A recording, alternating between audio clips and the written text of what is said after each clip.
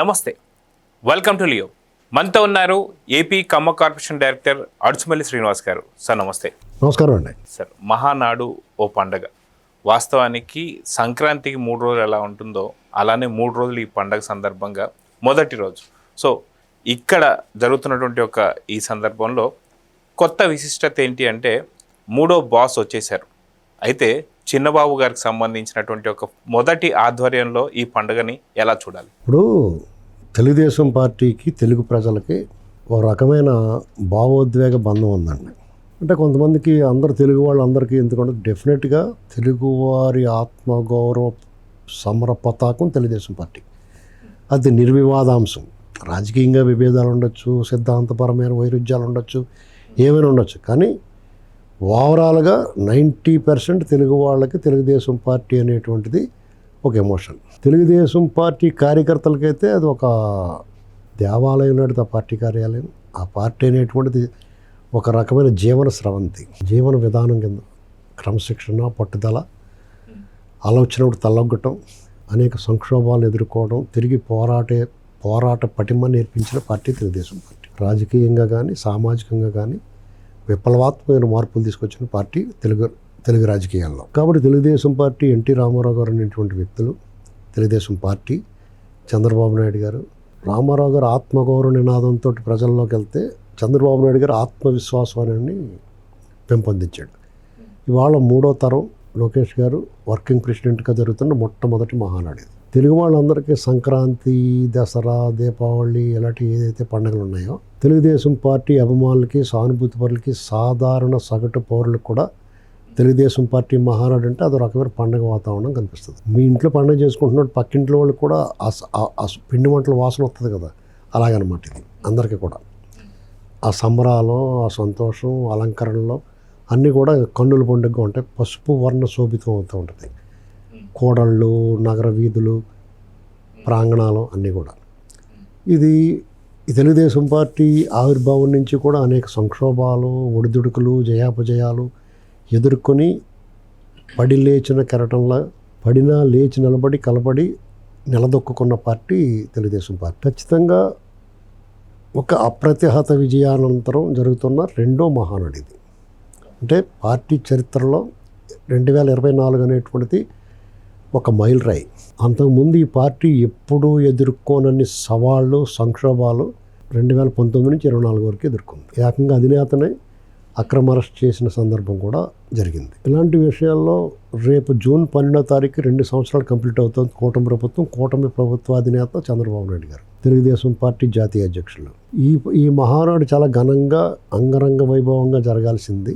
దేశ కాలమాన పరిస్థితులు, పశ్చిమాసియాలోని ఉద్రిక్తల నేపథ్యంలో కంపల్సరీగా, తప్పనిసరిగా పొదుపు పాటించాల్సిన అవసరం ఏర్పడింది. ఎందుకంటే అందరినీ పొదుపుగా ఉండాలి అని వీళ్ళే ఉద్బోధిస్తున్నారు. కాబట్టి ఎదుటివాడికే చెప్పేటందుకు నీతులు అన్న మాట కాకుండా వీరు స్వయంగా ఆచరిస్తున్నారు. అందులో భాగంగా హైబ్రిడ్ వర్చువల్గా మహానాడు నిర్వహించాలనుకున్నారు. ఇది కూడా చరిత్ర. తెలుగుదేశం పార్టీ ఎప్పుడు కూడా ఏ అంశంలో చరిత్ర సృష్టించేది తెలుగుదేశం పార్టీ. ఆ చరిత్రని బ్రేక్ చేసేది, ఆ హిస్టరీ బ్రేక్ చేసేది కూడా, రికార్డు బ్రేక్ చేసేది కూడా తెలుగుదేశం పార్టీ. ఇది ఒక కొత్త వరవడి, నూతన అధ్యాయానికి స్వీకారం. ఈ విధానం నా లెక్క ప్రకారం ఇది చాలా ఆమోదయోగ్యమైనది, ఆహ్వానించదగినది అనిపిస్తుంది నాకు. భవిష్యత్తులో కూడా ఇలా నిర్వహించుకోవడం చాలా ఉత్తమం అనిపిస్తుంది నాకు.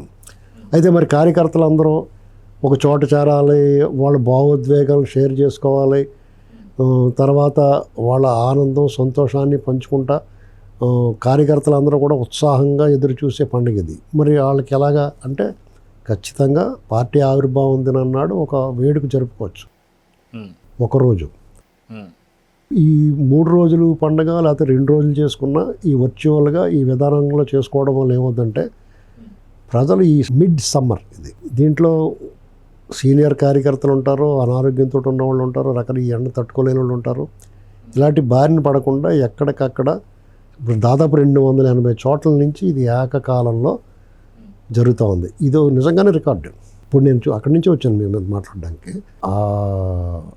చాలా ప్రత్యక్షంగా కూర్చున్నట్టు ఉంది. మరి రేపు మనం మహానాడు ప్రాంగణంలోకి వెళ్ళి డిజిటల్ స్క్రీన్ మీద చూడాల్సిన దగ్గర నుంచి స్టేజ్ చూడలేం కదా. నిజంగా చాలా అద్భుతమైన ఆలోచన, చాలా బాగా నిర్వహిస్తున్నారు. ఇప్పుడు 12 గంటలకి లోకేష్ గారు ఒక ప్రకటన, ఒక సంచలనమైన ఉంటుందని ట్వీట్ చేశారు. అదే చాలా ఆసక్తిగా ఉన్నారు.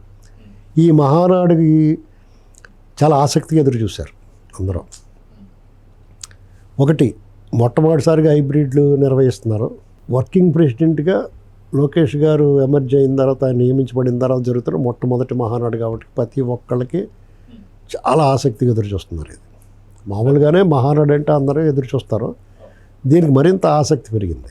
సో ఇక్కడ మనం చూసుకుంటే సార్ 2019-24 దాకా మీరు ఇందాక చెప్పారు, చంద్రబాబు నాయుడు గారు లాంటి వాళ్ళని కూడా అరెస్ట్ చేయడం కావచ్చు, జగన్మోహన్ రెడ్డి దమనకాండ ఎట్లా జరిగిందో మనం చూస్తూ వస్తున్నాం. అయితే అదే టైంలో ఆవిర్భవించినటువంటి ఒక యువగలం, నిజంగా యువగలానికి ముందు నారా లోకేష్ గారు ఏంటి, యువగలం తర్వాత నారా లోకేష్ గారు ఏంటి అంటే చాలా క్లియర్గా కనిపిస్తుంది. సో ఇలాంటి పరిస్థితుల్లో నారా లోకేష్ గారు వర్కింగ్ ప్రెసిడెంట్గా ఆయన ఎదుర్కొన్నటువంటి ఒక ఇబ్బందులు కావచ్చు మనందరూ ఖచ్చితంగా గుర్తు తెచ్చుకోవాలి.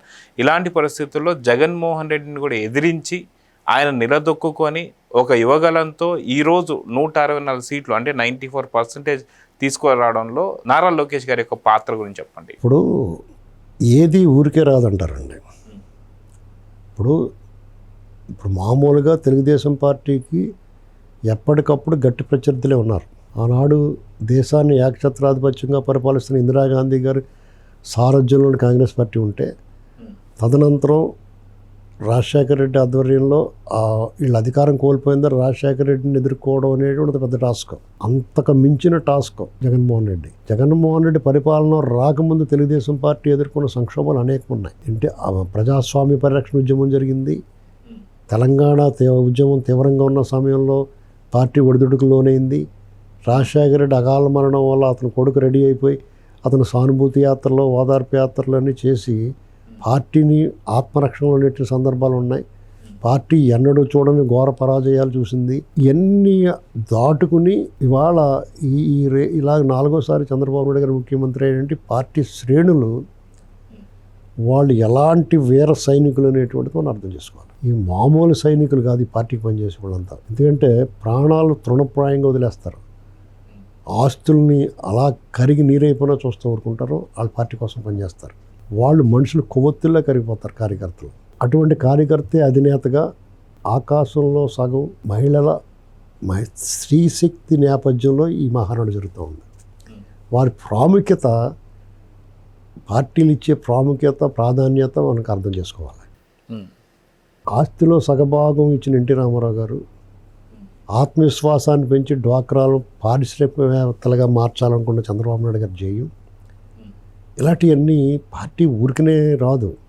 అలాగే లోకేష్ గారు కూడా జగన్మోహన్ రెడ్డి అరాచకాలను ఎదుర్కొంటా ఎవరి కాళ్ళు ఇంట్లో దాక్కుని భయపడిపోయి ఒక రకంగా భయానకమైన బీతావాహ పరిస్థితులు సృష్టించినప్పుడు, అప్పటికే పాదయాత్ర మొదలెట్టేటప్పటికే లోకేష్ గారు ఒక ఎస్టాబ్లిష్ అయ్యాడు, ఒక లీడర్గా. ఆ అరాచకాలను ఎదుర్కొనే క్రమంలో అనేక మందికి అండగా నిలబడ్డాడు, తోడుగా నీడగా నిలిచాడు, లీగల్ సపోర్ట్ ఇచ్చాడు, కార్యకర్తలకు నేనున్నానని ధైర్యం, భరోసా కల్పించాడు.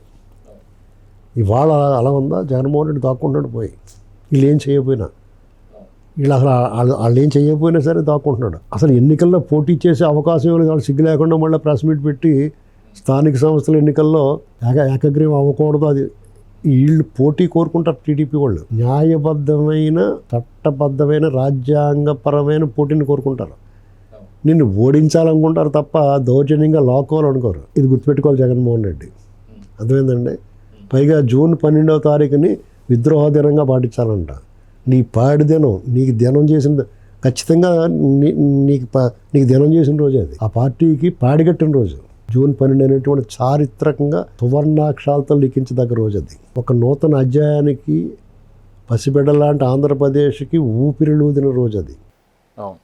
లోకేష్ గారు యువగళం పాదయాత్ర స్టార్ట్ చేసిన తర్వాత అతను ప్రజలను తెలుసుకోవడానికి, ఎవరైనా సరే రాజకీయ అనుభవం సాధించాలంటే ఎప్పుడు కూడా ఓటమి చెందిన తర్వాత మాత్రమే నీ ఓటమి నీకు పాఠాలు నేర్పిస్తుంది. ఎవరు నీ వాళ్ళు, ఎవరు పై వాళ్ళు తెలియజేస్తారు. ఆర్థికంగా సంక్షోభంలో ఉన్న, రాజకీయంగా ఓటమి పాలైనా నీవాడెవడో నీకు స్పష్టంగా తెలుస్తుంది. అలాగే ఆయన ప్రజలను తెలుసుకోవడానికి ప్రజల్లోకి వెళ్తే ప్రజలు ఈయన గురించి తెలుస్తున్నారు. ఇక్కడ విచిత్రం రివర్స్.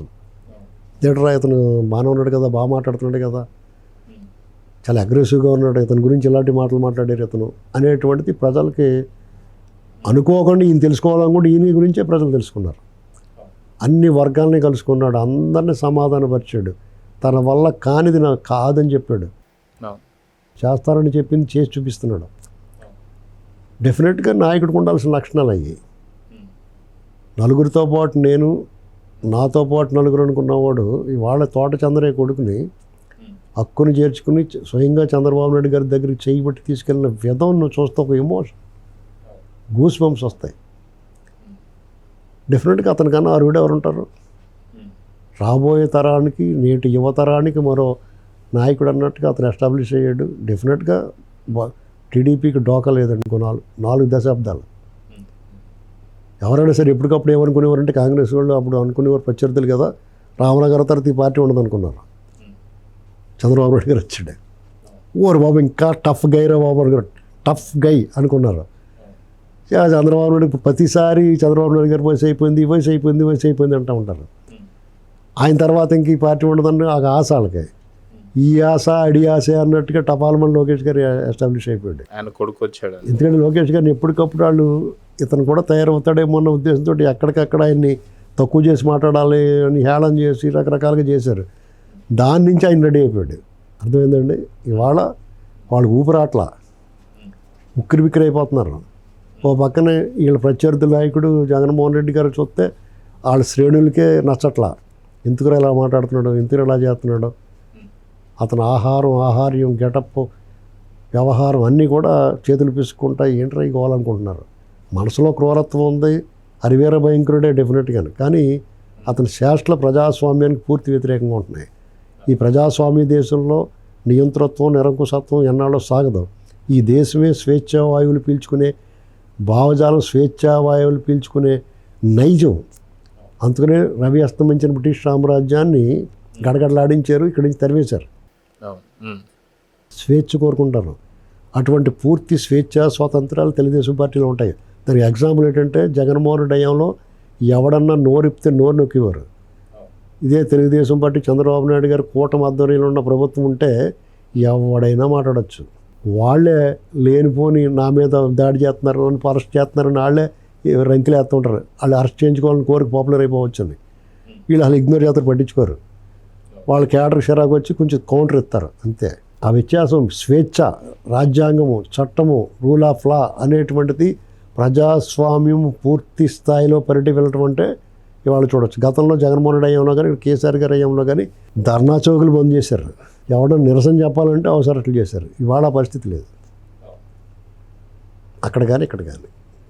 దాన్ని బట్టి అర్థం చేసుకోండి, తెలుగుదేశం పార్టీ అనేటువంటిది ఒక మహా వృక్షం, ఒక విశ్వవిద్యాలయం. దాంట్లో రాజకీయ పాఠాలే కాకుండా జీవన పాఠాలు నేర్పుతారు, జీవిత సత్యాలు ఉంటాయి, అన్ని రకాల ఎమోషన్స్ ఉంటాయి అందులో. ఆ పార్టీలో ఏళ్ల తరబడి, దశాబ్దాల తరబడి పనిచేసి కూడా ఉంటారు. విశ్వాసానికి, నమ్మకానికి మారుపేరుగా పార్టీ నాయకులు, కార్యకర్తలు ఉంటారు. డెఫినెట్గా చెత్త, సొల్లు, పొల్లు ఖచ్చితంగా కొంతమంది ఉంటారు. అది ఎక్కడన్నా తప్పదు. అన్ని కాయలు ఒకలాగా ఉండవు కదా, అన్ని వేళ్ళు ఒకలాగా ఉన్నట్టే మెజారిటీ 90% పార్టీ భావోద్వేగాలతో ముడిపడి ఉన్న పార్టీ ఇది. తెలుగుదేశం పార్టీ అనేటువంటిది ప్రజలకి, ప్రభుత్వాలకి మధ్య వారధి లాంటి పార్టీ. చూద్దాం సార్, ఖచ్చితంగా నారా లోకేష్ గారి ఆధ్వర్యంలో మొట్టమొదటి మహానాడు ఘన విజయం కావాలని చెప్పేసి, అదేవిధంగా విరామం లేకుండా దశాబ్దాలుగా కొనసాగాలని అయితే కోరుకుందాం. నమస్తే sir. Please subscribe to Leo news for more videos.